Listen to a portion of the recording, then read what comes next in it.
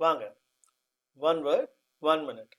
இப்போ நான் ஒரு சுச்சுவேஷன் சொல்கிறேன். இந்த 1950 60லலாம் பார்த்தா ரொம்ப பெரிய தொளதொளன்னு ஒரு பேண்ட் இருக்கும். ஓகே. அதே கொஞ்சம் இந்த 70, இந்த லேட் 70லலாம் பார்த்தா பெல் பாட்டம்னு ஒரு பேண்ட் இருக்கும். அப்படியே அடியில் பார்த்தீங்கன்னாக்கா பெருசாக இருக்கும். ஓகே. அப்புறம் இந்த 90ஸ்லலாம் பார்த்தா பேகி பேண்ட் அப்படின்னு ஒன்று வந்தது.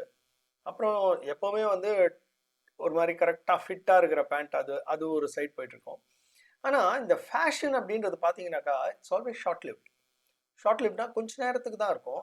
அது கடந்து போகக்கூடியதாக இருக்கும். அது கடந்து வேற ஒன்று வந்துடும்.